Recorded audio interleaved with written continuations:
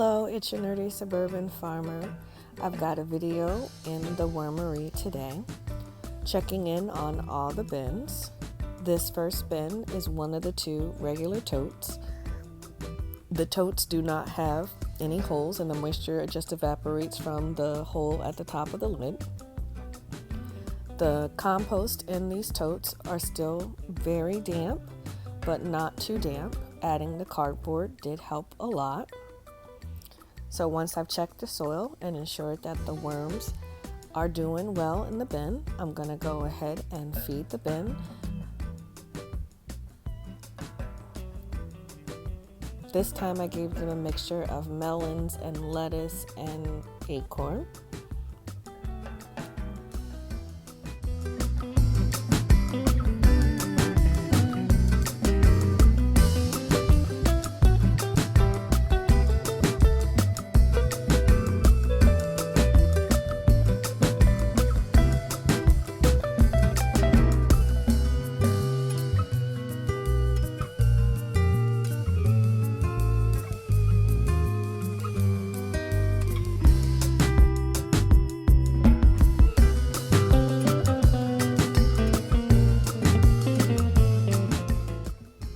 Now in the second tote as well, the compost did dry out a little bit, but this one had a little more cardboard at the top, so it was a little damper towards the bottom. And I do the same process with this bin as the other, as both colonies of tote bins were looking really good.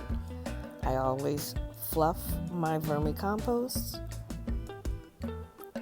And once I ensure that there aren't any large food particles I need to take care of, I then go ahead and feed the bag.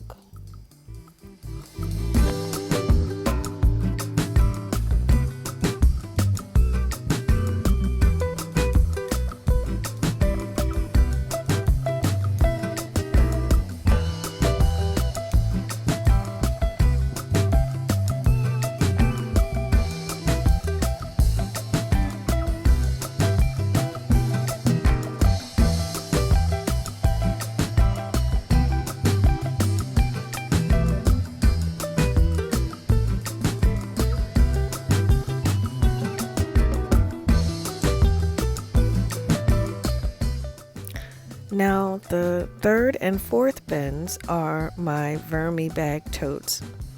And as I mentioned in previous videos, the vermi bag does allow for a lot more evaporation of the moisture due to the material.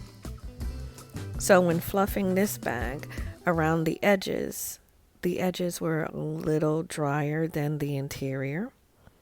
But still, the bag was a healthy bag with worms and a good worm population, so I just went ahead and fed it. I didn't add any water to this one.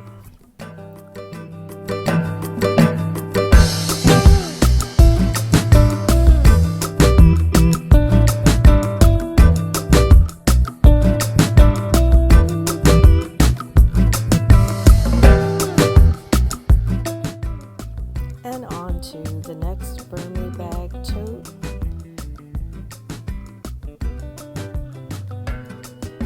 Now in both vermi bags, the melon seeds had sprouted, so I had some sprouts to remove. And this fourth bin is the bin that I'm still trying to get to the right moisture level. When I felt this part versus the middle part, there is a distinct difference in the feel. You could actually see a difference in the color a little bit in the video.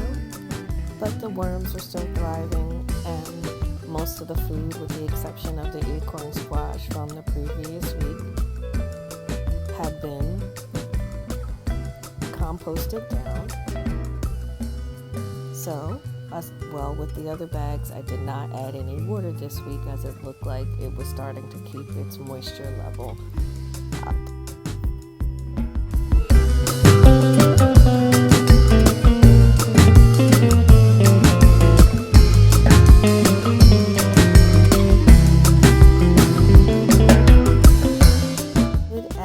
additional wet food to this bag though, and again an attempt to get the moisture level up in this bin to where I wanted it to be.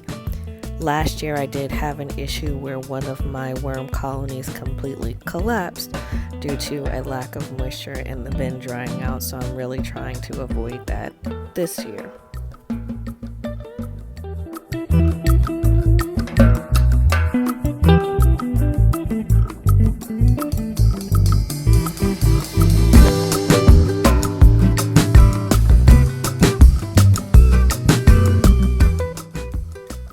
Now I apologize for the video for the Vermibag Mini. The camera kept sliding, but in the Vermibag, it actually recovered very well from the previous week where it was dry due to me adding a lot of cardboard from the harvest of this bin. But as I mentioned in last week's video, I did do a heavy feeding and all the worms have moved back to the top, which is where you want them in your Vermibag Mini. That way, as it moves down and gets compacted, you don't have worms down in your castings. But this bag looked really, really good. So, even though there's chunks, I did give a big feeding in this one as well this week too.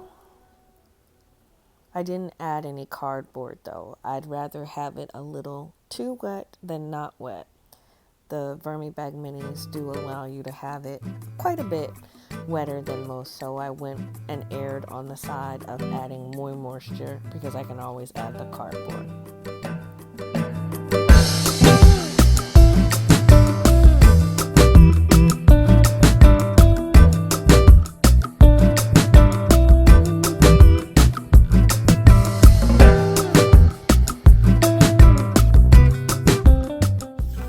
And that concludes this worm video for this week. I've hoped you enjoyed the content and will join me again on the next video. Thank you for watching.